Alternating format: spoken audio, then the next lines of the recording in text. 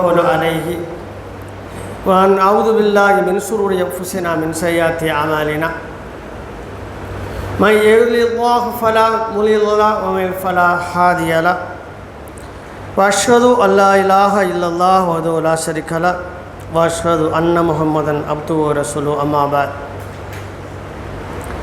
لقد قال الله تعالى في محكم التنزيل العليم والفرقان المجيد أعوذ بالله من الشيطان الرجيم بسم الله الرحمن الرحيم يا أيها الناس اتقوا ربكم الذي خلقكم من نفس واحدة وخلق منها زوجها بث منهما رجالا كثيرا ونساء واتقوا الله الذي تساءلون به والأرحام إن الله كان عليكم رقيبا يا أيها الذين آمنوا اتقوا الله حق تقاته ولا تموتن إلا وأنتم مسلمون يا أيها الذين آمنوا اتقوا الله حق تقاته ولا تموتن إلا وأنتم مسلمون اللهم صل على محمد وعلى آل محمد كما صليت على إبراهيم وعلى آل إبراهيم إنك حميد مجيد اللهم بارك على محمد وعلى آل محمد كما باركت على إبراهيم وعلى آل إبراهيم إنك حميد مجيد அகிலங்களை எல்லாம் படைத்து பரிபாலிக்கும் வல்ல ரஹ்மான் அல்லாஹ்வினை போற்றியவனாக புகழ்ந்தவனாக இந்த ஜும்மாவின் உரையை ஆரம்பம் செய்கின்றேன். வெளியில் நிற்கின்ற சகோதரர் ஃபோன் பேசிக்கிட்டு உள்ளே வராதிங்க. ஜும்மாவை நீங்கள் ஏற்கனவே தாமதமாக வந்து இழந்துட்டீங்க, ஃபோன் பேசிக்கிட்டே தான் வந்துக்கிட்டு இருக்கீங்க.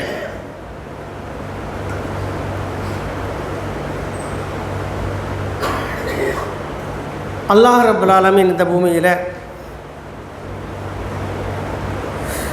ரசூல்மார்களையும் நபிமார்களையும் 1,24,000 நபர்களுக்கு மேலாக அனுப்பியதாக ஹதீஸ்களிலே நாம் பார்க்க முடிகிறது. மேலும் அல்லாஹ் ரப்பல் ஆலமீன் வேதங்களை பற்றி சொல்லும் பொழுது 4 வேதங்களின் பெயர்களைத்தான் நமக்கு சுட்டி காட்டியிருக்கின்றான். ஆனால் இந்த பூமிக்கு மொத்தம் இறக்கப்பட்ட வேதம் 135 வேதம். அல்லாஹ் நமக்கு நல்ல வேளை 4 சொன்னான். இதையே 4 நம்ம மக்களுக்கு தெரியாது, எல்லாருக்கும் தெரியுமானா தெரியாது. ஆனால் 4 தான் சொன்னான். நபிமார்கள் ரசூல்மார்கள் சேர்த்து மொத்தம் 25 பேரை தான் சொல்லியிருக்கான். ஒரு சாம்பிள் தான் காட்டியிருக்கிறான் ரப்பு. இப்போ கேள்வி என்னென்னா, 135 வேதத்திலையும் 1,24,000 பேர் வந்து எதை சொன்னார்கள் என்றால் எல்லாரும் சொன்னது ஒரே ஒரு செய்தியை தான். இது உண்மையிலே சிந்தித்து பார்த்தோம்னா ஆச்சரியமான விஷயம். ஒரு செய்தியை சொல்ல இவ்வளவு நபர்கள் இத்தனை வேதம் தேவையா? தேவை என்பது நமக்கு இப்பொழுது புரியும். எல்லோருமே சொன்னது ஒன்றே என்னதுன்னா, அல்லாஹ்வை வணங்க வேண்டும், அல்லாஹ்வுக்கு இணை வைக்கக்கூடாது. அனி ஆபுதல்லா, அல்லாஹ்வை வணங்க வேண்டும், லா துஷ்ரிகு பில்லாஹ், அதுக்கு எதிர்மறை, அல்லாஹ்வுக்கு இணை வைக்கக்கூடாது. இதனுடைய கலவை தான் எல்லா நபிமார்களும் ரசூல்மார்களும் இந்த பூமிக்கு சொன்ன ஒரு செய்தி. இப்போ அல்லாஹ் ரப்பல் ஆலமீன் கூறுகின்றான், இன்னல்லாஹ் லா யக்பிரு ஐ யுஷ்ரிக பிஹி வ யக்பிரு மா தூனி தாலிக லிமன் யஷா வ மன் யுஷ்ரிக பில்லாஹி ஃபகத் லல்ல லலாலம் பயீதா. நிச்சயமாக அல்லாஹ் தனக்கு இணை வைப்பதை மன்னிக்கவே மாட்டான். இது அல்லாத பாவத்தை தான் நாடியவருக்கு மன்னிப்பான். எவன் ஒருவன் அல்லாஹ்வுக்கு இணை வைத்து விட்டானோ அவன் திட்டமாக பயங்கரமான பகிரங்கமான வழிகேட்டில் இருக்கின்றான் என்று அல்லாஹ் ரப்பல் ஆலமீன் கூறுகின்றான். அல்லாஹ்வுக்கு நிறைய பெயர்கள் இருக்காது. அடிக்கடி குர்ஆனில் பயன்படுத்தக்கூடிய பெயர் என்ன அப்படின்னு சொன்னால், கஃபூருர் ரஹீம், அல்லாஹ் மன்னிப்பவனாகவும் அன்பாளனாகவும் இருக்கின்றான் என்ற வார்த்தை நிறைய இடத்துல இருக்குது குர்ஆனில் வசனங்களில். ஆனால் இந்த வசனம் ஆரம்பித்தது எப்படி ஆரம்பித்தது? அல்லாஹ் மன்னிக்கவே மாட்டான் என்று ஆரம்பிச்சிருக்கு. அப்போ தன்னுடைய பண்புக்கு மாற்றமான ஒரு விஷயத்தை அல்லாஹ் என்ன செய்கிறான்? அல்லாஹ் மன்னிக்கவே மாட்டான். எதை? அல்லாஹ்வுக்கு இணை வைப்பதை. இது அல்லாத பாவத்தை அல்லாஹ் தான் நாடியவருக்கு மன்னித்து விடுவான் என்று அல்லாஹ் ரப்பல் ஆலமீன் சொல்லக்கூடிய செய்தியை பார்க்குறோம். இப்போ அல்லாஹ் மன்னிக்கவே மாட்டேன்னு சொல்லக்கூடிய அளவுக்கு என்ன அவ்வளோ பெரிய பாவமாக இணை என்று பார்த்தால், இந்த உலகத்திலேயே மிகப்பெரிய பாவமான செயல் என்னது தான்? அல்லாஹ்வுக்கு இணை வைத்தது தான். அல்லாஹ் இந்த பூமியை, வானத்தை, சந்திரனை, சூரியனை, இதர கோள்களை, அண்ட சராச்சரங்களை எல்லாம் படைத்தது ஒரே ஒரு காரணம்தான். என்ன காரணம் தெரியுமா? அல்லாஹ்வை துதிக்க வேண்டும், அல்லாஹ்வை வணங்க வேண்டும் என்று இந்த பூமியில் உயிரினங்களை அவன் வைத்திருக்கின்றான். நம்ம அல்லாஹ் ரப்பல் ஆலமீன் சொல்கின்றான், அல்லாஹ்வை மனிதர்கள், ஜின்கள் மட்டும்தான் விரும்பினால் வணங்கலாம், விரும்பலைன்னா வணங்க வேண்டாம், ஆனால் அதுக்கான கூலி உங்களுக்கு உண்டுன்ட்டான். ஆனால் மனித இனத்தையும் ஜின்ன இனத்தையும் தவிர இந்த உலகில் உள்ள அத்தனை ஜீவராசிகளும் அல்லாஹ்வை வணங்குகிறது. எப்படி? மெஹராஜ் இரவில் அல்லாஹ்வோட தூதர் மெஹராஜ் பயணத்தில் போனாங்க இல்லையா? அப்போ நிறைய நபிமார்கள் 7 வானத்தில் சந்தித்தாங்க. அதில் இப்ராஹிம் அலைஹிஸ்ஸலாமை சந்திக்கிறாங்க. இப்போ இப்ராஹிம் அலைஹிஸ்ஸலாம் 2 விஷயத்தை சொன்னாங்க. எந்த 2 விஷயம்? உங்களுடைய சமுதாயத்திட்ட இதை போய் சொல்லுங்கன்னு சொல்லி அனுப்புகிறாங்க. அதில் ஒன்று என்ன அப்படின்னு சொன்னால், அதிகமாக லா இலாஹ இல்லல்லாஹ் சொல்லுங்கள். சொல்லுங்கன்னா வாயிட்டு சொல்கிறது இல்லை, அதுபடி வாழ சொல்லுங்கன்னு அர்த்தம். இந்த மக்கள் இடத்துல நீங்கள் செய்ய வேண்டிய என்னது? லா இலாஹ இல்லல்லாஹ் சொல்லுங்கள். இன்னொன்று சொன்னாங்க, என்ன தெரியுமா? ஒரு செய்தியை ரசூல் ஸல்லல்லாஹு அலைஹி வஸல்லம் அவங்க கற்றுக் கொடுக்குறாங்க. உலகில் உள்ள அத்தனை ஜீவராசிகளுக்கும் அல்லாஹ் உணவளிக்கிறான். என்ன, எதை வச்சு உணவளிக்கிறான் தெரியுமா? அதுக்கு முக்கியமான காரணம் என்ன தெரியுமா? எல்லா ஜீவராசிகளும் அல்லாஹ்வை தஸ்பீக் செய்கிறது, தொழுகை செய்கிறது. அவர்களுக்கு தொழுகை எது தெரியுமா? சுபஹான் அல்லாஹி வபிஹம்திஹி என்ற வார்த்தை தான். இதுதான் அவைகளுக்கு தொழுகை, இதுதான் அவைகளுக்கு திக்ர். இந்த சொல்லை அந்த ஜீவராசிகள் சொல்வது மூலம் அல்லாஹ் எல்லா ஜீவராசிகளுக்கும் உணவளிக்கின்றான் என்று இப்ராஹிம் அலைஹிஸ்ஸலாம் அவர்கள் நபி ஸல்லல்லாஹு அலைஹி வஸல்லம் அவர்களுக்கு சொன்ன செய்தியை ரொம்ப சரியான ரிவாயத்துகள் எடுத்து நம்மளால் காண முடியுது. எவ்வளோ முக்கியமான விஷயம் பாருங்கள். அடுத்து பாருங்கள், அல்லாஹ் ரப்பல் இந்த குர்ஆனை பற்றி சொல்லும் பொழுது, தபாரக்கல்லதி நஸ்ஸலல் குர்ஆன நஸ்ஸலல் ஃபுர்கான அலா அப்திகி யகூனலில் ஆலமீன நதீரா. அல்லாஹ் ரப்பல் ஆலமீன் இந்த குர்ஆனை இந்த இடத்துல ஃபுர்கான் என்ற இன்னொரு பெயரில் அழைக்கிறான். ஃபுர்கான் என்றால் பிரித்தறிவித்தல், நன்மை தீமையை பிரித்தறிவிக்கக்கூடியது என்ற பொருளில் கூறுகின்றான். உலகத்தார் யாவரையும் அச்சமூட்டி எச்சரிக்கை செய்வதற்காக சத்தியத்தையும் அசத்தியத்தையும் தெளிவாக பிரித்தறிவிக்கும் இவ்வேதத்தை தன் அடியார் மீது இறக்கியவன் மிக்க பாக்கியமானவன் அல்லாஹ். அப்போ அல்லாஹ் தன்னை பாக்கியமானவன் என்று சொல்வதற்கு முதல்ல வச்சக்கூடிய காரணம் நமக்கு கிடைச்சிருக்கின்ற வேதம். அப்போ நமக்கு அந்த பாக்கியம் கிடைக்கணும்னா நம்ம எதை கையில் எடுக்கணும்? அல்லாஹ் இறக்கி வேதத்தை கையில் எடுக்கணும். அவங்களுக்கு தான் தெரியும் குர்ஆனோடு உள்ள உங்களுக்குள்ள நெருக்கம். நான் சொல்ல முடியாது, உங்களுக்கு தான் தெரியும். குர்ஆன் இன்றைக்கி எந்த அளவுக்கு அணுகிறீங்க, எந்த அளவுக்கு வாசிக்கிறீங்க, எந்த அளவுக்கு ஓதுறீங்க, எந்த அளவுக்கு பொருள் பார்க்குறீங்க, எந்த அளவுக்கு புரிந்து கொண்டு வாழ்க்கையில் அதை நடைமுறைப்படுத்துகிறீங்க, எந்த அளவுக்கு அதை பிறருக்கு கொண்டு சேர்க்கின்றீர்கள் என்பது உங்களுக்கு தான் தெரியும். இதுக்கெல்லாம் நமக்கு நேரம் இல்லை, அது வேறு விஷயம். நம்மளாம் எப்படி இருக்கோம்? பள்ளிவாசலில் என்ன சொல்லுவாங்க, மரண அறிவிப்புன்னு சொல்லுவாங்க இல்லையா? அப்படி நமக்கு ஒரு அறிவிப்பு ஒரு நாள் வரும். அது வரைக்கும் நம்மளாம் எப்படி தான் இருப்போம்?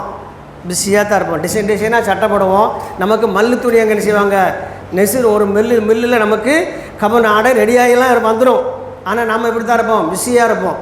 அங்கே அறிவிப்பு செஞ்சதோட என்ன செய்யணும், போட்டிருக்கிறத கலட்டிட்டு அதை சுற்றி கொண்டு குழியில் கொண்டு போட்டுருவாங்க. எல்லாருக்கும் தெரியும்.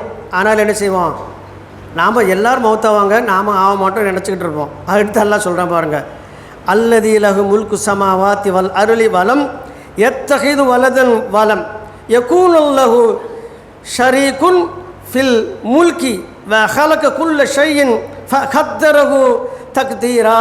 அடுத்து அல்லாஹ் வேதத்தை இறக்கிட்டு பாக்கியமிக்கம் தானே சொல்லிட்டு, அந்த வேதத்தில் நான் என்ன உங்களுக்கு முக்கியமாக சொல்லியிருக்கிறேன் என்பது அல்லாஹ் கூறுகின்றான். அந்த நாயன், எந்த நாயன் பாக்கியமிக்கவனாக இருக்கின்றானே அல்லாஹ் ரப்புல் ஆலமீன், அந்த நாயன் எத்தகவன் என்றால் வானங்கள் பூமி ஆகியவற்றின் ஆட்சி அவனுக்கே உரியது. அவன் தனக்கென ஒரு மகனை எடுத்துக்கொள்ளவில்லை. இது ஏன் இந்த வார்த்தையில் சேர்க்குறான்னு சொன்னால், யூதர்கள் வந்து உசைர் நபியை அல்லாவோட மகன்னாங்க, கிறிஸ்தவர்கள் நபி ஈசா அலைஹிஸ்ஸலாம் அவர்களை அல்லாவோட மகனாங்க. இதற்கு முன்னால் வந்த இரும்பெரும் சமுதாயம் அவர்களுக்கு விளக்குவதற்காக சொன்னால், அல்லாஹ் தனக்கென ஒரு மகனை எடுத்துக்கொள்ளவில்லை. ஏன் தெரியுமா? வானம் பூமி அத்தனைக்கு இடையில் யாருக்கு ஆட்சிக்குள்ளது? அல்லாஹ்வுக்குரியது. ஆகையால் அவன் எடுத்துக்கொள்ளவில்லை என்று சொல்லிட்டு அடுத்து முக்கியமான விஷயத்தை சொன்னான், அவனுடைய ஆட்சியில் அவனுக்கு கூட்டாளி எவரும் இல்லை, அவனே எல்லா பொருட்களையும் படைத்து அவற்றை அதனை அளவுப்படி நிர்ணயம் செய்தவன். இது இப்படி படித்தவனா அவனுக்கு ஒன்றும் புரியாது. இது முக்கியமான விஷயம் இருக்குது. அல்லாஹ் சொன்னான், அல்லாஹ்வுக்கு ஆட்சியில் கூட்டாளிகள் இல்லை. இந்த கூட்டாளிகளுக்கு தமிழில் என்ன செய்வோம்? தமிழில் ஒரு வார்த்தை இருக்குது, என்ன தெரியுமில்ல? பங்குதாரர்கள். ஆங்கிலத்தில் சொல்லப்போனால் பார்ட்னர்ஷிப். இந்த அல்லாஹ் சொல்லும்போது என்ன செய்தான்? ஷிர்கின் என்ற வார்த்தை பயன்படுத்துகிறான். இந்த ஷிர்க் என்ற வார்த்தை தான் கூட்டு என்பதற்கு பொருள். நீங்கள் சவுதி அரேபியாவில் வேலை பார்த்தவங்களுக்கு தெரியும். என்ன தெரியுமா இருக்கும்? கம்பெனி பேர் எப்படி சொல்லுவாங்கன்னா அல் ஷரிக்கத்துல் ஃபர்தான். ஃபர்தான் என்பவருடைய கம்பெனி இதுன்னு வரும். ஷரிக்கத்துல், அந்த ஷரிகா என்ற அந்த கம்பெனி என்ற வார்த்தை ஷிர்கிலிருந்து வந்தது. அதனால் அல்லாஹ் சொல்லுதான், எனக்கு கூட்டாக என்னோட ஆட்சி செய்வதில் யாரும் கிடையாது, நான் மட்டும்தான். இதை சொல்லும்போது நமக்கு பெரிய தவறு மாதிரி தெரியாது. இப்போ இங்கே இருக்கிற நிறைய பேர் கடைக்காரங்க தான் இருக்கிறீங்க. மேக்சிமம் யாரும் பார்ட்னராக எனக்கு தெரியலை. பார்ட்னர் இல்லாத கடைக்காரர் ஒரு கேள்வி வைக்கிறேன், திடீர்னு 4 பேர் வராங்க, உங்கள் கடையில் இன்னென்னாரெலாம் பார்ட்னரு அப்படின்னு சொன்னால் உங்களுக்கு எப்படி கோவம் வருமா, சந்தோஷமாக இருக்குமா? கோவம் வரும். பெரடி பிடிச்சி வெளியில் ஏறுவான். கிறுக்கால உனக்கு, இப்போ நம்ம நெல்லை பாசையில் பேசுவோம், கிறுக்கால உனக்கு ஏன் கம்பெனியில் எவன் பார்ட்னரு? கோவம் வருதில்லை?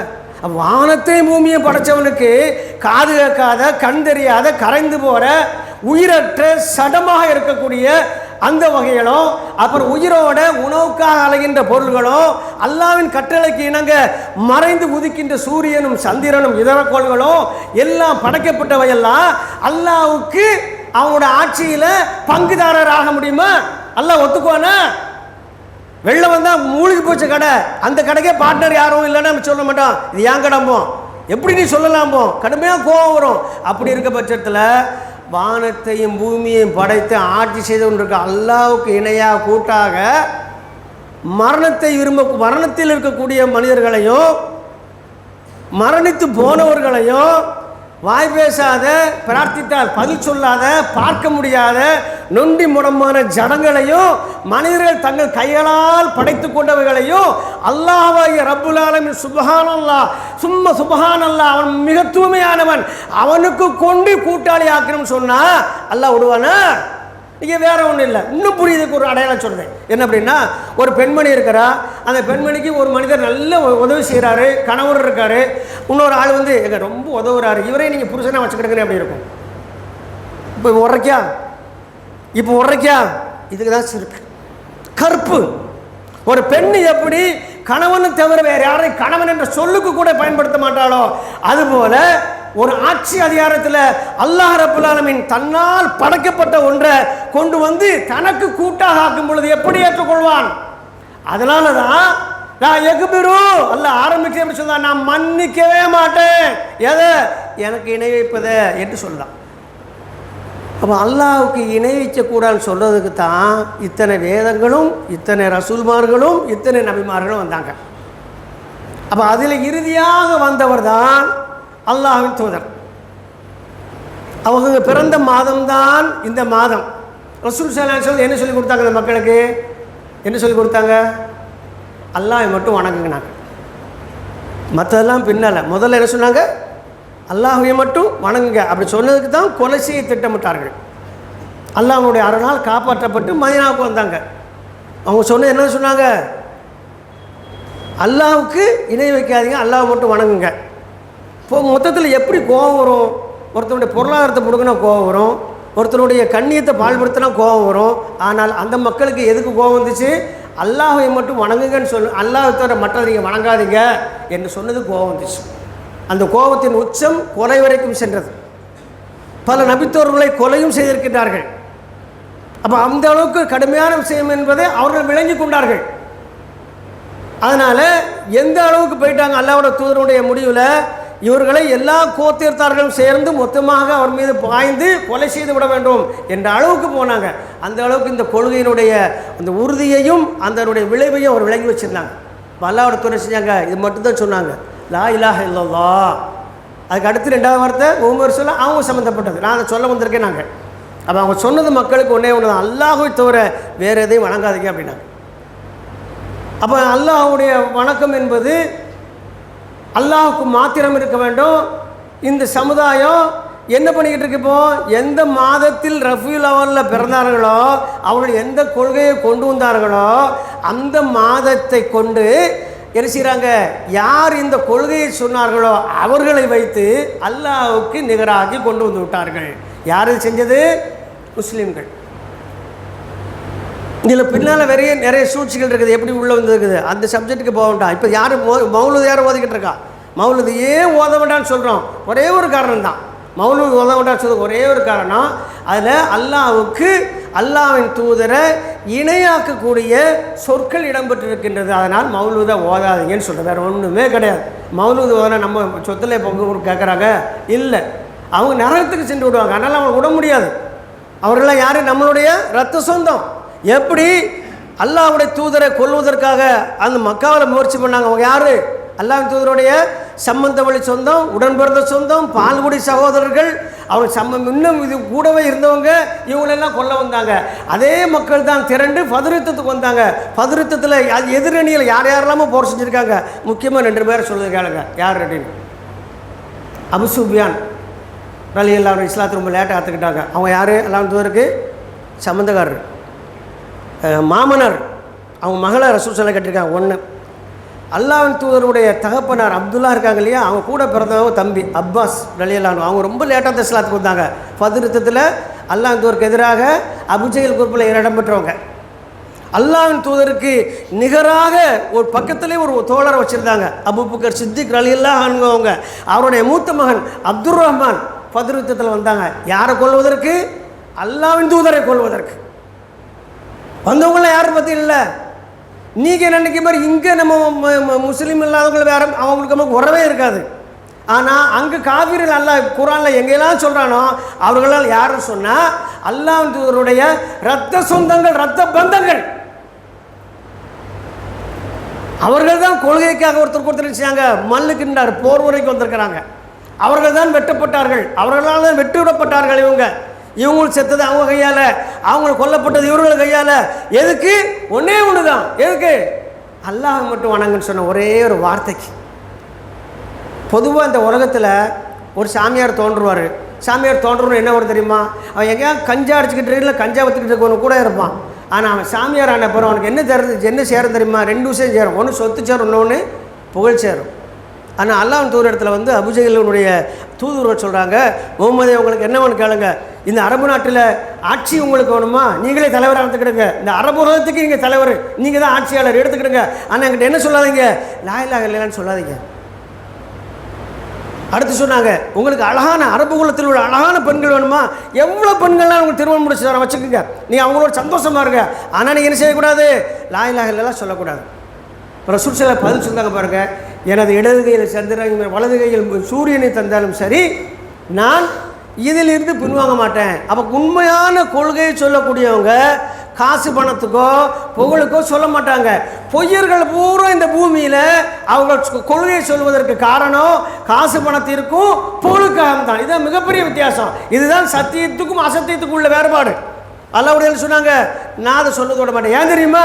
நான் அல்லாஹ்வின் தூதர், எனக்கு கொடுத்த பணியை நான் செஞ்சதே தீரணும். இல்லை என்றால் அல்லாஹ்விடம் நான் விசாரணைக்கு உட்படுத்தப்படுவேன்.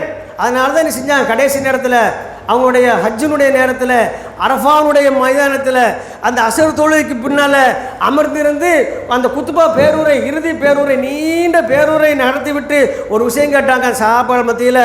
நான் அல்லாஹ் எனக்கு எத்தி வைத்ததெல்லாம் உங்களை சொல்லிட்டேன், நான் மறைக்காமல். நாங்கள் அங்கேருந்து எல்லா சஹாபாக்களும் செய்யாங்க, ஆமாம் நீங்கள் சொல்லிட்டீங்க. நாங்கள் திரும்பவும் கேட்டாங்க, நான் அல்லாஹ்விடம் வந்ததெல்லாம் மறைக்காமல் உங்கள்கிட்ட சொல்லிட்டேனா என்று கேட்கும் பொழுது, ஆமாம் அல்லாஹ்வின் தூதரே நீங்கள் சொல்லிட்டீங்க.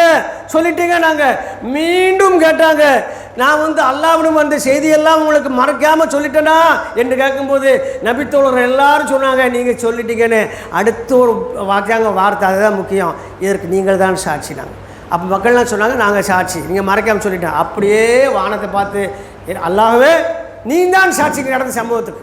நான் சொல்லிட்டேன். என்ன காரணம்? மறுமையில் என்ன செஞ்சிடக்கூடாது, என்ன குற்றவாளி ஆக்கிடக்கூடாது, இந்த மக்கள் சாட்சி நான் சொன்னதுக்கு என்று சொல்லி அந்த மக்கள் முன்னால் அல்லாஹ்வை சாட்சியாக்கி அந்த மக்களை சாட்சியாக்கிட்டாங்க. சொன்ன கொள்கை என்னது? லா இலாஹ இல்லல்லாஹ். அது எனக்கு இந்த சின்ன வார்த்தைக்கு இவ்வளோ கஷ்டமா? உலகமே அந்த அச்சாணியில் இயங்குது. அல்லாஹ்வை வணங்குவதற்காகத்தான் இந்த பூமியே இயங்கி கொண்டிருக்கிறது. எப்படி? அல்லாஹ் வந்து சொல்றாங்க பாருங்க, இந்த பூமியில் ஒரே ஒரு முஸ்லீம் இருந்து அல்லாஹ்வை பிரார்த்தித்து கொண்டிருந்தால் இந்த பூமியை அல்லாஹ் அழிப்பவனாக இல்லை. அல்லாஹ் கொடுத்த உத்தரவாதம். ஒரு முஸ்லீம் இந்த உலகத்தில் 800 கோடி இப்போ இருக்குது, இன்னொரு 2000 கோடி ஆகட்டும், அதில் ஒரே ஒரு முஸ்லீம் இருந்து அல்லாஹ்வை வணங்கக்கூடியவராக அல்லாஹ்வை பிரார்த்திக்கக்கூடியவராக இருந்தால் அவரின் பொருட்டு இந்த பூமி இயங்கி கொண்டிருக்கும், இந்த பூமி அழிக்கப்பட மாட்டாது. அதனால தான் அல்லாஹ் செய்தான், உலகத்தை அழிக்க தன்னுடைய ஏற்பாடுக்கு வரக்கூடிய நேரத்தில் வானில் இருந்து ஒட்டுமொத்தமாக ஒரு புகையை அனுப்புகிறான். ஒரே நேரத்தில் பூமி எங்கும் அந்த புகை பரவும், எல்லோரும் சுவாசிப்பாங்க. இந்த பூமியில் எல்லோருமே மயங்கி விழுந்துருவாங்க, யாருமே இருக்க மாட்டாங்க. மயக்கம் போகாத நபர்கள் யாரும் இருக்க மாட்டாங்க. அதில் விழுந்தது போகிறோம். அதுக்கப்புறம் இன்னொரு சம்பவம் நடக்க என்ன தெரியுமா? உண்மையான ஈமான் இருந்தது முஸ்லீம்கள் அவர்கள் எழவே மாட்டார்கள், அவர்கள் ரூகள் கைப்பற்றப்பட்டு விடும். எழுந்திருக்கவங்க யார் எழுந்திப்பா? முஸ்லீம் என்ற பேரில் இருந்தாலும் வேறு பேரில் இருந்தாலும் காஃபிர்கள் தான் எழுந்திருப்பாங்க. இப்போ அல்லாஹ்வுடைய வாக்குக்கு என்ன ஆயிடுச்சு? பூமியில் யாருமே முஸ்லீம்கள் இல்லை, இப்போ பூமியை அழிக்க போகிறான்னு அர்த்தம். இப்படி ஒரு சம்பவம் நடக்கும். எப்படி? கிழக்கில் சூரியன் உதிக்கப்பல மேற்க உதிக்குமே, அதுக்கு முந்தைய சம்பவம் இதுதான். இப்போ ஒன்று நடந்துக்கிட்டு இருக்கு தெரியுமில்ல? கியாமத்து நெருக்கத்திற்கு தொடர்ந்து நடக்கக்கூடிய நிலச்சரிவுகள், தொடர்ந்து நடக்கக்கூடிய நிலச்சரிவு. இப்போ நம்ம சந்திச்சுட்டு இருக்கோம். வயநாடுக்கு முன்னால் 12 நாளுக்கு முன்னால் ஆரம்பித்த நிலச்சரிவு இப்போ வரைக்கும் நடந்துக்கிட்டே இருக்கு. இப்போ தொடர்ந்து நிலச்சரிவு நடக்கு, எல்லா ஸ்டேட்லையும் நடக்கு. குறிப்பாக இந்தியாவில் நடக்குது மட்டும்தான் நமக்கு தெரியுது. ஸ்பெயினில் நடந்திருக்கு, வேறு வேறு நாடுகள்லாம் நடந்திருக்கு, செய்திகள் வந்து கொண்டே இருக்குது. இப்போ எதை காட்டுது அப்படின்னு சொன்னால், நாம் உலக அழிவினுடைய அந்த மறுமை நாளினுடைய விளிம்பில் இருக்கின்றோம். அந்த அளவுக்கான நம்ம நெருக்கத்தில் இருக்கக்கூடிய நாம் தொழுகையை பேணணும், அல்லாஹ்வை வணங்கணும், அல்லாஹ்வை இணை வைக்கக்கூடாது, நன்மையை ஏவணும், தீமையை தடுக்கணும். இப்போ நம்மோட நபிமார் இல்லை, நம்மோட ரசூல்மார் இல்லை, அவர் விட்டு சென்ற பணி இருக்கிறது. அந்த பணியை எடுத்து செய்ய வேண்டிய கடமை ஒவ்வொரு முஸ்லீம் மேலே இருக்கு. நாம் உணர்ந்தோமா, செய்தோமா, அல்லாஹ்வை தொழுவோமா? இல்லை. நல்ல வளைக்கிறதுக்கு அல்லாஹ் புரிவேன். இப்போமெல்லாம் புகை வந்ததுன்னா நமக்கு ஆச்சரியம் வந்துடும். யார் எந்திப்பா யார் எந்திக்க மாட்டேன்னு தெரியாது. அல்லாஹ் பார்த்தணும். நம்மகிட்ட சின்ன ஒரு ஓட்டம், இவ்வளோ பேசுகிறேன்ல, என்ற ஈமானில் சின்ன ஒரே ஒரு ஊசி நுழைக்கிற ஓட்டம் இருந்தால் நானும் எந்திச்சிருவேன். அல்லாஹ் பார்த்தணும். அந்த புகை வரும்போது எந்திக்காமல் போகணும், அப்படியே மௌத்தாயிடணும். அப்படி மௌத்தானவங்க பூரா அல்லாஹ்வினால் முஸ்லீம்கள் என்று ஒப்புக்கொள்ளப்பட்டவர்கள். அந்த பாக்கியம் அவங்களுக்கு தான் கிடைக்கும். பொதுவாக பூமியில் பிழைக்கிறது ரொம்ப பாக்கியம் நினச்சிக்கிட்டு இருக்கோம். அந்த நேரத்தில் மரணிக்கிறது பெரிய பாக்கியம். பாருங்கள், எல்லா செய்திகளையும் பாருங்கள், நடைமுறைக்கு அதுக்கும் வித்தியாசமாக தான் இருக்கும் எல்லாமே. ஆகையால் அப்படி ஒரு நேரம் வரக்கூடிய இந்த காலகட்டத்தில் நாம் இருக்கிறோம். ஆகையால் தொடர் நிலச்சரிவுகள் அதை காட்டுது. ஆகையால் நாம் உடனடியாக செய்ய வேண்டிய இந்த மாதத்தில் அல்லாஹ்வை பற்றியும் அல்லாஹ்வின் தூதரை பற்றியும் உள்ள நேர்மறையான செய்திகளை நம்மளோட சகோதர சமுதாயத்திட்ட கொண்டு என்ன செய்யணும்? நம்ம சகோதரத்தை கொண்டு சேர்க்கணும். அல்லாஹ் ஒருத்தன் தான், அவனுக்கு இணை வைக்கக்கூடாது. இதை சொல்ல வந்தவர்கள் தான் அல்லாஹ்வின் தூதர். ஆனால் அவர்களையே நம்ம செஞ்சிட்டோம், அல்லாஹ்வின் ரேஞ்சுக்கு வசந்திட்டோம். அல்லாஹ் கேட்குறான். மூமின்கள் சொல்லுவாங்க, எப்படி சொல்லுவாங்கன்னா, தனக்குத்தானே அணிந்த முளைச்சிட்டு எங்களை யார் மன்னிப்பா அல்லாஹ் தெரிஞ்சோ அல்லாட்ட பாவம் நீக்க வைப்பாங்க. இப்போ அல்லாஹ் சொல்லுவான், அவன் எகுபீர் இல்லை தான், அல்லாஹ் ஒருத்தவங்களை யாரப்பா மன்னிக்க போகிறா? நான் தான் மன்னிப்பேன் என்று அல்லாஹ் சொல்லுதான். என்னை தவிர யாராலும் உங்களை மன்னிக்க முடியாதுன்னு சொல்லுதான். ஆனால் மௌனத்தினுடைய ஆரம்பத்திலே எப்படி இருக்குது? நீங்கள் தான் எங்களுடைய பாவத்தை அழிக்கக்கூடியவங்க, நீங்கள் தான் எங்களை மன்னிக்கக்கூடியவங்க, நீங்கள் தான் மறுமையில் எங்களை காப்பாற்றக்கூடியவங்கன்னு சொன்னால் நீங்கள் சொல்கிறது யார்? அல்லாஹ்வையா ரசூலையா? இந்த சமுதாயம் அல்லாஹ்வுக்கும் ரசூலுக்கும் பிரித்து வரக்கூடிய அந்த அடிப்படை அறிவு கூட இல்லாமல் தான் நீள நீள ஜிப்பாக்களையும் பெரிய பெரிய தலப்பாக்களையும் உயரமான கூம்புகளிலே பாங்கூலையும் ஒழித்து கொண்டு இருக்கக்கூடிய சமுதாயமாக இருக்கிறது. ஆனால் இஸ்லாம் இன்னும் அவர்களுக்கு தெரியலை. முந்தானாலே ஆரம்பிச்சுட்டாங்க, பள்ளியை க்ளீன் பண்ணி வச்சு எப்போ எல்லாரும் முஸ்லீம் இருக்கக்கூடாது, வாங்க வாங்க வாங்க முஸ்லிக்காக வாங்கன்னு சொல்லி மௌலூது பாடல் செய்யாங்க, ஓத ஆரம்பிச்சுட்டாங்க. நடக்கா இல்லையா? அல்லாஹ்வையும் அல்லாஹ்வின் தூதரையும் எப்படி பிரித்து பார்க்குறாங்க பாருங்கள். யார்? ஒரு சஹாபி பதுருத்தம் நடக்கும் பொழுது டெண்ட் அடிக்கிறாங்க. டென்ட் அடித்தவொடனே அவர் கொஞ்சம் அனுபவசாலி, வாழ்க்கையில் கொஞ்சம் அனுபவசாலி. அவர் அல்லாஹ்வோட தோற்று கேட்குறாரு, அல்லாஹ்வின் தூதரே இந்த இடத்துல இந்த டென்ட் அடிக்கிறதுக்கு இந்த குடில்களெல்லாம் அமைக்கிறதுக்கு ஆலோசனை பண்ணது நீங்களா இல்லை அல்லாவா இந்த தேர்ந்தெடுத்தது இந்த இடத்துன்னு கேட்குறாங்க. ஏன்ப்பா கேட்குறாங்க? இல்லை அல்லாஹ் தேர்ந்தெடுத்திருந்தா நான் இதில் கருத்து சொல்ல முடியாது, நீங்கள் தேர்ந்தெடுத்திருந்தா நான் என்ற ஒரு கருத்துக்கு சொல்லுவேனார். எப்படி பிரிச்சுட்டாரு தெரியுதா? அல்லாஹ் சொன்னால் அது அவனே அறிஞ்சவன் ரகசியத்தை, நீங்கள் சொன்னீங்கன்னா இந்த இடத்த தேர்ந்தெடுத்து நான் ஒரு யோசனை சொல்லுறேன். அல்லாஹ் வந்து ஒரு பாருங்க, இல்லை நீ தாராளம் சொல்ல போது என்னுடைய ஆலோசனை தான், நீ என்னோட அனுபவசாலி இருந்தால் உன்னுடைய கருத்தை நான் ஏற்றுக்க சொல்லுனாங்க. இதை விட பக்கத்தில் ஒரு கிணறு இருக்கா, அதை சுற்றி குடியில் போட்டோம்னு சொன்னால் நமக்கு தண்ணியும் கிடைக்கும், அவங்களுக்கு தண்ணி கிடைக்காமலும் போகும். அந்த கிணத்தை சுற்றி நம்ம நின்றுக்கிடணும், நம்ம இடத்த மாக்கிடணும், நம்மளோட டென்ட் அடிச்சிடணும். அடிச்சுட்டா அவங்கள்ட்ட இருக்க தண்ணிக்கு மறுபடியும் எங்கே வருவாங்க? இதுக்கு தான் வரணும், வந்தால் மாட்டுவாங்க. ஆனால் நமக்கு எப்பொழுது என்ன கிடச்சிக்கிடும்? தண்ணி கிடச்சிக்கிடும், வந்தால் எதிரியும் கிடைப்பான் என்று சொன்ன உடனே அல்லாஹ் வந்து உடனே அந்த கூடாரத்தோட்டு வெளியில் வந்து கூடாரம் அடைப்ப நிறுத்துங்க, கூடாரத்தை மாற்றியமைங்க, இவரை கூட்டு போங்கன்னு சொல்லி இவர் காட்டின இடத்துல செஞ்சாங்க, கூடாரம் அடித்தாங்க. இதுதான் அல்லாஹ்வின் தூதருக்கும் அல்லாஹ்வுக்குள்ள வித்தியாசம். நீங்கள் என்ன செய்கிறீங்கப்போ? நீங்கள் தான் பாவத்தை மன்னிப்பீங்க. அல்லாஹ் விராஞ்சுக்கு அல்லாஹ் தூதர் வசத்தக்கூடிய அடிப்படை அக்கீதா என்று சொல்லக்கூடிய இஸ்லாத்தினுடைய அடிப்படை கல்வி இல்லாதவர்கள் தான் பள்ளிகளை நிர்வகித்துக் கொண்டிருக்கிறாங்க. அங்கே தான் நாமளும் என்ன செய்கிறோம்? அவங்க கேட்கலாம், இந்த ரஃபீல் மௌல் மாதத்தில் யாராவது மௌலூத் தோது காசு கொடுத்தீங்கன்னு சொன்னால் அல்லாஹ் இடத்துல நாளைக்கு என்ன செய்வீங்க? குற்றவாளிகள் ஆக்கப்படுவீங்க, குற்றவாளிகளையும் ஆக்கப்படுவீங்க. நீங்கள் அவங்க முகத்தாசிரியை பார்த்துக்கிட்டு இவங்ககிட்ட இல்லைன்னு சொன்னால் தப்பாக நினைப்பாங்களான்னு சொன்னால் அப்போ என்ன முடிவுக்கு வரோம்? அல்லாஹ் என்ன தப்பாக நினச்சா பரவாயில்ல, அல்லாஹ் சொல்லுதான் நீங்கள் அஞ்சுவதற்குரியவன் நான் தான், எனக்கே நீங்கள் அஞ்சுங்கள், மனிதர்களுக்கு அஞ்சாதீங்க, குர்ஆன் வசனம். அப்போ நாம் என்ன செய்கிறோம்? ரொம்ப நாளாக பழகிட்டு இருக்கோம், ஒன்றும் டீலாம் குடிச்சிக்கிட்டு இருக்கோம், டெய்லி அங்கே தான் தொழுதுகிட்டு இருக்கேன், இதுக்கு துட்டு கேட்டால் நம்ம எவ்வளோ செலவழிக்கையில் ஒரு 500 கொடுத்தா 1000 கொடுத்தா என்னன்னு அப்படி இல்லை. பாவம் இது, பெரும்பாவம் இது, நம்மை அழிக்கக்கூடிய பெரும்பாவம், கொடுக்கக்கூடாது. அப்படி பணம் கேட்கும்போது இதுக்கு கேட்காதீங்க, இதுக்கு நீங்கள் எங்களுக்கு கேட்காதீங்க என்று சொல்ல வேண்டும். அப்போது எப்போ நமக்கு இந்த தைரியம் வரும் தெரியுமா? இஸ்லாத்தை நம்ம தெரிஞ்சுக்கிட்டால் மட்டும்தான் வரும். அது அல்லாமல் முன்னால் நம்ம பேசிக்கிட்டு பின்னால் ரகசியமாக கொடுத்துறோமா இல்லையா? இது வந்து இரட்டை வேடம், முனாஃபிக்தனம் என்பதை இங்கே மனசிலாக்கிக்கிடுங்க.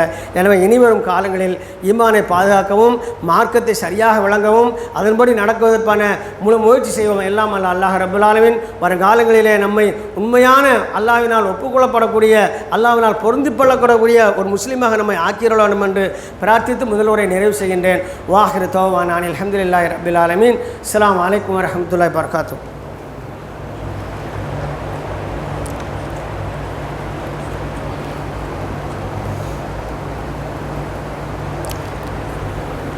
அல்ஹம்துலில்லாஹ். அன்புக்குரியவர்களே, அல்லாஹ்வுடைய மாபெரும் கருணையினால் நாமெல்லாம் இஸ்லாத்தில் அவனால் ஒப்புக்கொள்ளப்பட்ட மார்க்கத்தில் அங்கத்தினர்களாக இருந்து கொண்டிருக்கின்றோம். இது நமக்கு கிடைத்த பெரிய பாக்கியம். இது யார் பேணி பாதுகாத்து தங்கள் சந்ததியருக்கும் கொண்டு செல்கின்றார்களோ அவர்கள் நிச்சயமாக பாக்கியவான்கள் உள்ளவராக இருப்பார்கள். நபி இப்ராஹிம் அலைஹிஸ்ஸலாம் கேட்கக்கூடிய ஒரு துவா, அல்லாஹ் தூதர் கேட்ட துவா, நிறைய நபிகள் கேட்ட துவா, ரப்பனா ஹப்லனா மின் அஸ்வாஜினா வ துர்ரியாத்தினா வ குர்ரத் ஐனி வஜல்னா லில் முத்தகீன இமாமா. ரேவா, என்னுடைய மனைவிமார்களிலிருந்தும் என்னுடைய சந்ததிகளில் இருந்தும் எங்களுக்கு கண்குளிர்ச்சியை தருவாயாக. அந்த கண்குளிர்ச்சி என்ன தெரியுமில்ல? நல்ல தடியும் உயரமாக கலராக வீட்டில் பெரிய லெவலில் இருக்குது. அந்த கண்குளிர்ச்சி இல்லை, அது எல்லாருமே இருக்கிறாங்க. ஈமானோடு இருக்கக்கூடியவன் அர்த்தம். அது எப்படி விளங்குதுன்னா, அடுத்து வருது, என்னுடைய சந்ததியிலிருந்து தலைவர்களை நீ கொண்டு வா. இப்ராஹிம் அலைஹிஸ்ஸலாம் கேட்குறாங்க. அந்த தலைவர்கள் யாருக்கு தெரியுமா தலைமை தாங்கணும்? இறையச்சம் உடையவர்களுக்கு தலைமை தாங்கணும். நீங்கள் நம்ம எப்படி தலைவர்கள் நம்மளாம் எப்படி ஆசைப்படுதோம் பொறுப்புக்கு? எனக்கே எப்படி ஆசைப்பட்டிருக்கோமா? என் பிள்ளை வந்து நல்லா முத்தகீன்களுக்கு இறைச்சம் உடையவர்களுக்கு வழி நடத்தக்கூடிய இமாமா வரணும்னு ஆசைப்பட்டிருக்கோமா? நம்மகிட்ட அப்படிலாம் பெரிய ஒரு ஆசமும் திட்டமும் நம்மகிட்ட கிடையாது. காரணம் என்ன? அதனுடைய மதிப்பு நமக்கு தெரியலை. அப்போ இந்த துவாவை நம் மனசில் வச்சுக்கணும் எப்போவுமே. ரப்பனா ஹப்லனா மின் அஸ்வாஜினா வ துர்ரியாத்தினா வ குர்ரத் ஐனி வஜல்னா லில் முத்தகீன இமாமா. அருமையான துவா. இதை பொருள் உணர்ந்துட்டீங்கன்னு சொன்னால் சூரத்துல் ஃபுர்கானில் இருக்குது. 25வது அத்தியாயத்தில் கடைசி ஒரு 10 வருஷத்துக்கு முன்னாடி பார்த்தீங்கன்னா இருக்குது. அப்போ இது முக்கியமாக நாம் மனசில் வைக்கக்கூடிய துவா. ஏன்னு கேட்டிங்கன்னா இதுதான் இஸ்லாம். ஒரு முஸ்லீமுக்கு அடையாளம் இதுதான். நான் ஈமானோடு இருக்கேன், என் மனைவி ஈமான்தாரியாக இருக்கணும், என் சந்ததி ஈமான்தாரியாக இருக்கணும், என் பிள்ளைகளோ யாருக்கு தலைமை தாங்கிடக்கூடாது. போராட்டம் நடத்தவங்களுக்கும் கஞ்சா அடிக்கிறவங்களுக்கும் கயவர்களுக்கும் தலைவனாக மாறிடக்கூடாது.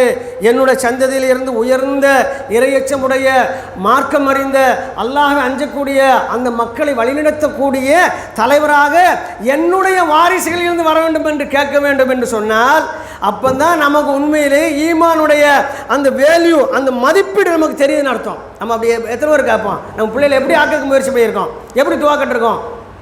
கவுன்சிலிங் நடக்கு, அந்த காலேஜில் சீட்டு கிடச்சிடணும், தப்பு இல்லை.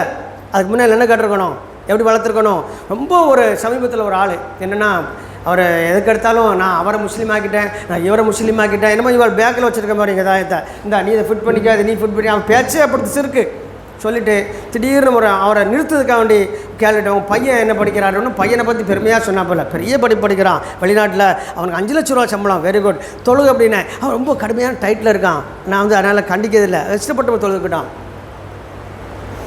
இந்த கழுதை தன்னை மிகப்பெரிய குதிரை நினச்சிக்கிட்டு தெரியுதா, இவனுக்கே இஸ்லாம் தெரியலை.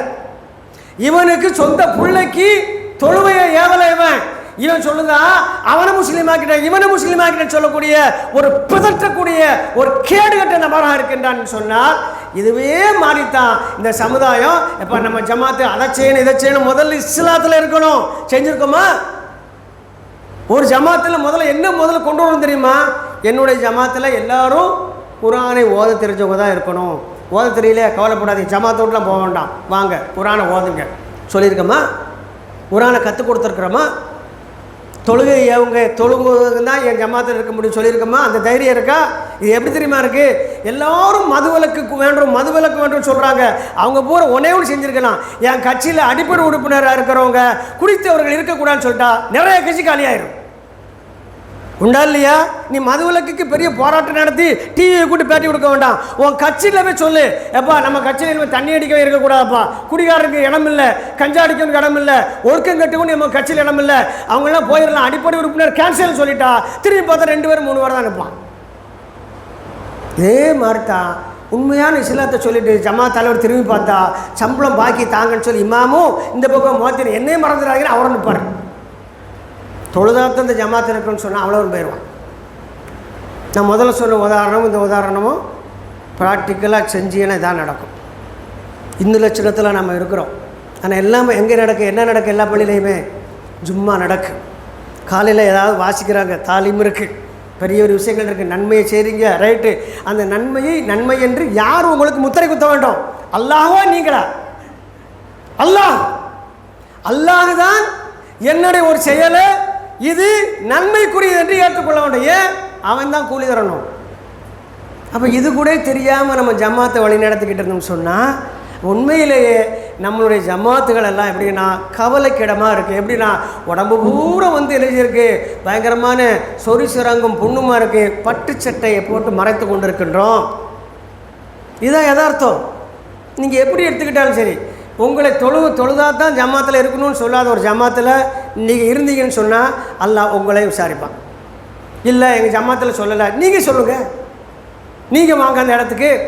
நம்ம ஜமாத்தில் தொழணுப்பா எல்லோரும், கண்டிப்பாக தொழாதவங்க போகணும்னு சொல்ல வேண்டாம், தொழணுப்பா கண்டிப்பாக. நம்ம முஸ்லீம்ப்பா, காஃபிருக்கும் முஸ்லீமுக்குள்ள வித்தியாசம் தொழுகதான்ப்பா, இது முஸ்லீம் ஜமாத்துப்பா, முஸ்லீம்களை கூட்டமைப்புப்பா, இங்கே தொழணும். நீங்கள் எல்லாரும் நீங்கள் தொழணும், உங்கள் மனைவி தொழணும், உங்கள் பிள்ளைகள் தொழணும். பெரிய பெரிய ஸ்லேட்டு மாதிரி நீங்கள் செல்ஃபோன் வாங்கி கொடுத்து காஃபிரோட ஓடனை போகிற இங்கே வந்து நீங்கள் கம்ப்ளைண்ட் கொடுக்குறீங்களே, அந்த மாதிரி இழிநிலைக்கு நீங்கள் போகிறீங்கன்னா அதுக்கு என்ன காரணம்? உங்கள்கிட்ட மார்க்கம் இல்லை, உங்கள் மனைவிட்ட மார்க்கம் இல்லை, உங்கள் மகள்கிட்ட மார்க்கம் இல்லை, உங்கள் மகன்கிட்ட மார்க்கம் இல்லை, உங்கள் குடும்பத்திலேயே மார்க்கம் இல்லை என்று சொல்லக்கூடிய இடத்துக்கு நீங்கள் வந்து விட்டால் இந்த சமுதாயம் இன்னைக்கு இல்லைனாலும் ஒரு சில வருடங்களில் முத்தாக மாறிவிடும். நெருக்கடி பண்ணுங்க, நெருக்கடி கொண்டாங்க, நடக்குமா? நடக்காது. என்ன காரணம்? இஸ்லாமே இங்கே இல்லை. நான் சொல்றது ரொம்ப சிவியரான விஷயம். இந்த நிலையில் யாரும் மரணித்தாலும் சரி அல்லாஹ்விடம் மிகப்பெரிய குற்றவாளியாக நிற்கக்கூடிய சூழ்நிலை இருக்குது. ஆகையால் நாம் நன்மையை ஏவி தீமையை தடுக்கக்கூடியவங்களுக்கு கீழே நம்ம இருக்குது பணி செய்யணும். ஒன்று இல்லைன்னா நாமே அந்த பணியை செய்ய வேண்டும். இதுதான் உண்மையான விஷயம். இல்லை என்று சொன்னால் நிச்சயமாக நாளைக்கு நாம் யாரையெல்லாம் நேசித்தமோ அவர்களே நமக்கு மறுமையில் எதிராக வந்து இருப்பார்கள். டெய்லி அவன் கூட சேர்ந்து செஞ்சான், நேரத்தை போக்கணும். சில முன்னே பழைய காலத்தில் ஒரு சொல்லுவாங்க நேரமில்ல, இப்போ நம்ம கோழியெல்லாம் தவி வந்த பிறகு கோழியை நம்மளே இருக்குமா? ஒரு 25 வருஷத்துக்கு முன்னால் நம்ம கோழியாக இருக்க மாட்டோம். கோழியாக இருக்கணும் யார் வரணும்? லெப்போ வரணும். பிள்ளைகளை போய் எங்கள் அம்மா கூப்பிடுச்சு கோழி இருக்கிறதுக்கு வாங்கினா அவர் சொல்லுவார், இங்கேனே நின்று போயிடாத, அவருக்கு ஒரு ரூபா கிடைக்கும், இங்கேனே நின்று போயிடாத, நான் தொழுவிட்டு வந்துடுறேன். விளங்குதான்? நான் என்ன செஞ்சுருக்கணும்? வாடா வா தொழுட்டு வா, நான் கூட சேர்ந்து வரேன் அப்படின்னு சொல்லியிருக்கணும். நீ இங்கே நின்று போயிடாத, நான் தொழுவிட்டு வரேன். இதுதான் இந்த சமுதாயம். நானும் அவர் வச்சுருக்கிறேன். இங்கேயும் நிறையா பேர் வயசு முதிர்ந்தவங்க அறிவிச்சிருப்பீங்க. இந்த சமுதாயம் இப்படி தான் இருந்துச்சு, இப்போவும் இப்படி தான் இருக்குது. இப்போ கோழி இருக்கிறதுக்கு மட்டும் என்ன செஞ்சிட்டோம், நம்ம சொந்தமாக இருக்க பழகிக்கிட்டோம். ஆனால் நம்ம என்ன செய்யலை, ஒன்றும் தொழுகைக்கு பழகலை. அப்போ ஏற்பட்ட ஒரு கொடுமையான ஒரு சூழ்நிலை நம்மளாம் இருந்திருக்கிறோம். குழந்தை இல்லையா, முகரம் 10 நீங்கள் சப்பரை எடுத்துகிட்டு வரும், உப்பையும் மிளவையும் ஒன்றாக கலந்து ஒரு பேப்பரில் பொட்டனமாக போட்டு அந்த சந்தனக்கூடில் கரெக்டாக நீங்கள் வீசினா உங்களுக்கு என்ன வந்துடும்? அங்கே வீசினா இங்கே புள்ள வந்துடும். வரலையா? அடுத்த வருஷம் ஒரு தொட்டில் செஞ்சிடும், அதில் பூ தொட்டில் ஒன்று கட்டுவோம், உப்பு மிளகு அறிவோம், அவனுக்கு புள்ள வந்துடும். நிலைமை என்ன ஆகி போச்சு? இப்போ வீட்டில் இருந்து ஓடி போய் காஃபிட்டு போய் புள்ள உண்டாயிருந்தா. அன்னைக்கு நீ இஸ்லாத்தை நீ வந்து சொல்லாமல் உப்பு மிளகு அரைஞ்சிக்கிட்டு இருந்த, பூத்தொட்டில் கட்டுன, இன்னைக்கு ஓ வீட்டு புள்ள காவிரியோட போய் அவன் கூட போய் படுத்து பிள்ளையோட வந்துருக்கா. புள்ள வந்துச்சா? எப்படி வந்துச்சு? உப்பு மிளகு அரையக்கூடிய சமுதாயமாக இருந்திருக்கு இந்த சமுதாயம். அதுவும் பாருங்கள், அல்லாவோட கிருபையால் எங்கள் ஊரில் காஃபிர்களை வந்து சண்டை போட்டு நடு ரோட்டில் சப்பரத்தை வச்சு ஓடினவன் திரும்ப சப்பரம் எடுக்கவே இல்லை, சட்டம் போட்டான் சப்பரத்தை தூக்கிட்டு போகக்கூடாது அப்படின்னு. அப்படி தான் விடப்பட்டுச்சு. இல்லைன்னா 2 மகல்லாலேருந்து இங்கே ஒரு சப்பரம் அங்கே ஒரு சப்பரம். இவர் வந்து ஹசன், அவர் வந்து ஹுசேன், இவர் 2 பேரும் சேர்ந்து வச்சாங்க மேக்க ஆற்றுக்கு குளிக்க போவாங்க. எங்கே என்ன காலம் இது? அல்ல அதில் தான் நம்ம காப்பாற்றணும் இல்லையா? அதெல்லாம் நம்மளுடைய ஜாகிலித்தான காலம். இப்போ நம்ம தெளிவாக அப்படி தட்டுனா ஃபிங்கர் டிப்பில் ஹதீஸ் நம்பரை சொன்னால் உங்களுக்கு ஹதீஸ் கிடைக்கும், சரியா அல்ல லைஃபா என்று கேட்டால் சொல்லக்கூடிய அளவுக்கு நம்ம வந்துட்டோம். எந்த வசன நம்பர் சொன்னால் நமக்கு என்ன செய்யுது? செல்லில் ஓடி வந்து காட்டுது. அப்பேற்பட்ட வெளிச்சமிக்க காலத்தில் இருந்துக்கிட்டும் இன்னும் ஜாகிலியத்தோடு இருந்தால் அல்லாஹ்வுக்கு பதில் சொல்லணுமா இல்லையா? கொஞ்சம் சிந்திங்க. நீங்கள் உங்கள் மீது அக்கறையோடு சிந்திங்க. நீங்கள் ஊர் உலகத்தெல்லாம் காப்பாற்றுறது அப்புறம் உங்களை நீங்கள் நரகம் நெருப்பிலிருந்து காப்பாற்றுறதுக்கான முழு முயற்சி செய்ய அல்லாஹ் சொன்ன முதல் கட்டளையை நினைவூறி நான் உரையை நிறைவு செய்கின்றேன். ஜும்மானோட உரையை அல்லாஹ் தூதருக்கு முதல்ல சொன்னது தெரியுமா? வகி வந்ததுக்கு பிறகு அன்புசிக்கும் அகிலிக்கும் நாரா, அப்படியே நீங்கள் உங்களையும் உங்கள் குடும்பத்தார்களையும் நர நெருப்பிலிருந்து காப்பாற்றுங்க. அல்லாஹ் கொடுத்த முதல் கட்டளை. இதில் நம்ம கவனம் செலுத்தினாலே போதும். நீங்கள் உங்கள் குடும்பம், நான் என் குடும்பம், இவர் அவர் குடும்பம், எல்லாருமே குடும்பத்தை காப்பாற்றி நம்ம காப்பாற்றி எல்லோரும் ஒன்று சேர்ந்து எப்படி சேருவோம்? லா இலாஹ இல்லல்லாஹ் முஹம்மது ரசூலுல்லாஹ்க்கு பூர்ண மாறிடுவோம். சிம்பிளான வேலை.